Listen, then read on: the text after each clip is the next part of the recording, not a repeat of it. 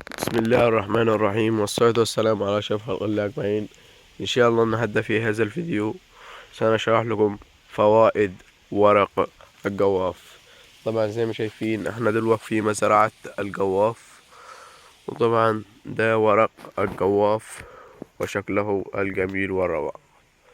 طبعا يفيد أيضا اللي هو ورق الجواف إذا غلي، يعني ساعة انت تجيبه تحطه في المية وتغليه يحلى بالسكر على الرغبة، فهو يزيل المغص. يعني الناس اللي عندها مغص بتجيب ورق الجواف وبتحطه، بتقطعه وتحطه في مية سخنة وبتقلب وبتحط سكر حسب الرغبة، فهو بيشيل المغص خالص، فهو يزيل المغص. وطبعا زي ما شايفين، وهنقول لكم برضو فوائده الثانية.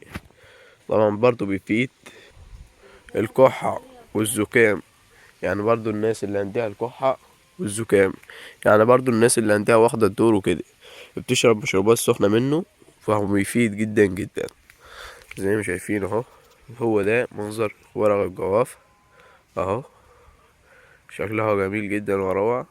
زي ما شايفين ده ورق الجواف، هو ده منظره الجميل والروعة. زي ما شايفين طبعا برضو بيفيد طبعا برضو بيفيد الحنجرة، يعني الناس اللي صوتها خشن وكده بيفيد الصوت جدا جدا. وزي ما قلت لكم بيفيد الكحة والزكام والناس اللي عندها الدور وكده. زي ما شايفين، وهنا نكون نهاية الفيديو. أتمنى تضغطوا اللايك والجرس ليصلك كل جديد وغريب في هذه الطبيعة الخضراء. ولو عايزين أي فيديو اكتبولي في الوصف. وشكرا، والسلام عليكم ورحمة الله وبركاته. كان معكم عبد الرحمن عادل من محافظة الوادي الجديد، وشكرا.